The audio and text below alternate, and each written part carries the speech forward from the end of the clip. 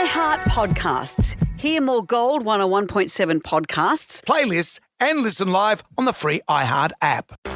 Jonesy and Amanda. Jam Nation. You were down in Tasmania with Jack. I had 5 days in Tassie. Liam couldn't come because he's got a placement in his final year at uni. And so I said to Jack, do you still want to come? And he said, yeah, I do. And even though I was paying, I was so flattered that he chose to hang out with me. It was so nice because he's on uni holidays and all of that as well. And we went to Tassie, we went to Hobart, and then we hired a car and drove up to Freycinet just to eat oysters pretty much. And we had a great time.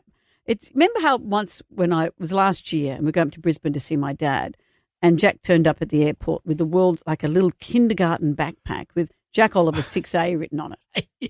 Well, this time he had a suitcase that said, we're checking in luggage. We're going for 5 days. We'll check in luggage. But I had bought him this lovely overcoat. And I said, make sure you bring, warm clothes, blah, blah. When we got there and I said, where's your coat? And he took it out. He'd scrunched it into a ball in the bottom of the bag. And so this beautiful overcoat was just looked terrible. But also at every place, every time I've ever gone away with Jack, we've had to buy a toothbrush. And often it's on day 3 that it's mentioned. So what does that tell you? He's the opposite of Reacher. That's right. All he carries is a toothbrush. Reacher's always got his toothbrush. So day 3, Jack says, I need to buy a toothbrush. And I say, what's happened these last few days? Mm-hmm. And then we changed hotels halfway through and Jack left it behind. What is it? What absolutely is it?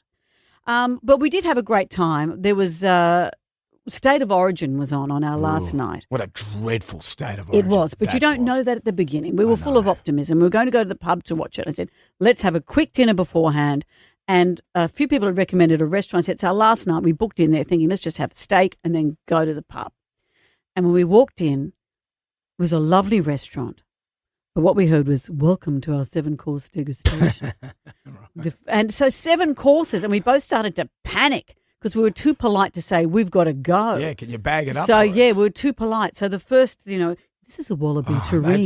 They do it's only in Tasmania you can get wallaby that's licensed to bubble. And this is the last thylacine. And then there was a big break between these other bits and we're counting down saying, is that 3, is that 4?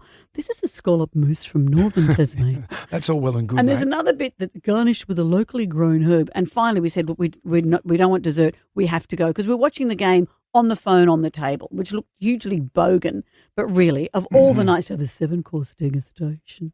But we had a great time. And when we did go to pick oysters, we had this great thing where you wade out in these big waders to eat oysters out in the middle of the water at an oyster farm and drink champagne. It was lovely. But Jack's substantially taller than I am. So I had my phone in a little neoprene pack. There was just sort of a chest height. And Jack said, I'm taller than you. Let me take it. Next minute, I look over. And he's trying to see how cold it is if he goes down to his armpits. I say, my phone is around your waist if you don't mind. When you were driving the car, was this theme running? Mother and son. My neck was so tense. I haven't driven with Jack. He insisted on driving, a 3-hour drive.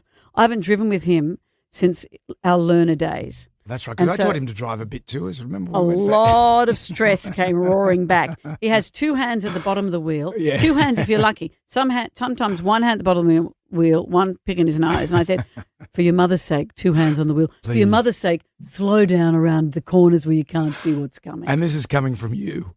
Who's a very good driver.